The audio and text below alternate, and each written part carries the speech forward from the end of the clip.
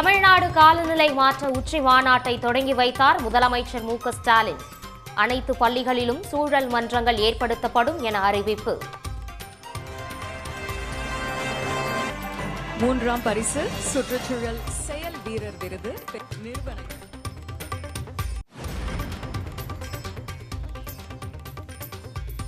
நேற்று சற்று குறைந்த தங்கத்தின் விலை இன்று மீண்டும் அதிரடியாக உயர்வு. சவரனுக்கு 840 ரூபாய் அதிகரித்து 62,480 ரூபாய்க்கு விற்பனை.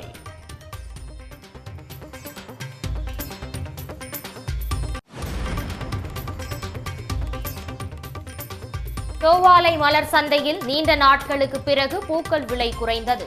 பிச்சிப்பூ கிலோ 1100 ரூபாய்க்கும் மல்லிகைப்பூ கிலோ 1000 ரூபாய்க்கும் விற்பனை.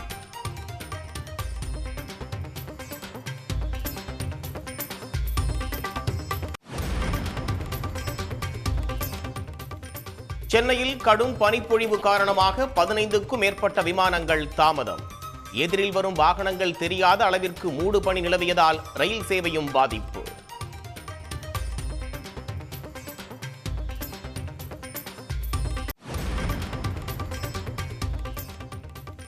நெதர்லாந்து செஸ் தொடரில் சாம்பியன் பட்டம் வென்ற தமிழ்நாட்டு வீரர் பிரக்யானந்தா சென்னை விமான நிலையத்தில் உற்சாக வரவேற்பு.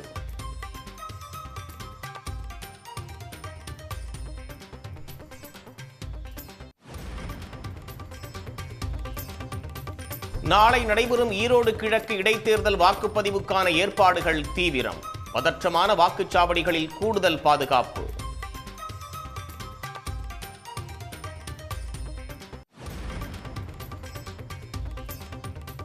திரிவேணி சங்கமத்தில் நாளை நீராடுகிறார் பிரதமர் மோடி. டெல்லி தேர்தல் நாளில் கும்பமேளாவில் பங்கேற்பதால் சர்ச்சை.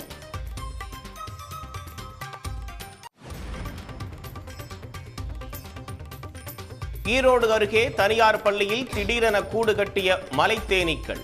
முன்னெச்சரிக்கை நடவடிக்கையாக இன்று அப்பள்ளிக்கு விடுமுறை.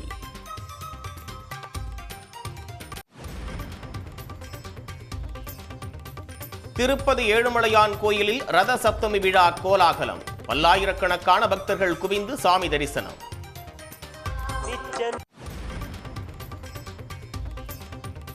பட்டியல் மற்றும் பழங்குடியின மாணவர்களுக்கு வழங்கப்பட்ட சுமார் 49 கோடி ரூபாய் கல்வி கடன் தள்ளுபடி.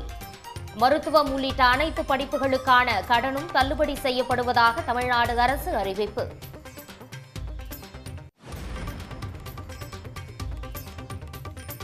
யுஜிசி புதிய வரைவு அறிக்கை குறித்து மக்களவையில் விவாதிக்க வலியுறுத்தல்.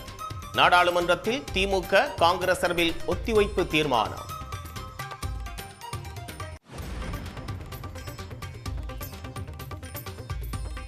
கேரள அங்கன்வாடியில் பிரியாணியும் பொரித்த கோழியும் வழங்க வேண்டுமென ரீல்ஸ் மூலம் கோரிக்கை வைத்த குழந்தை. உணவு பட்டியலில் சேர்க்க அமைச்சர் வீணா ஜார்ஜ் உறுதி.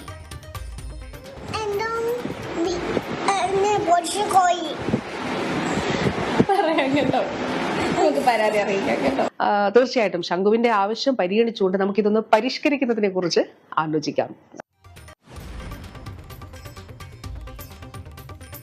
கொச்சியில் 29 மாடிகளை கொண்ட 2 அடுக்குமாடி குடியிருப்புகளை ஒட்டுமொத்தமாக இடிக்க ஹைகோர்ட் உத்தரவு. கட்டுமான கோளாறால் இடிந்து விழுந்த நிலையில் இருப்பதால் அதிரடி.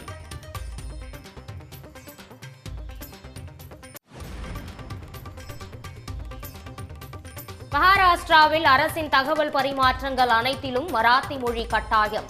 அரசு அலுவலகங்களில் மராத்தி மொழியில் மட்டுமே பேச வேண்டும் என்றும் அதிரடி உத்தரவு.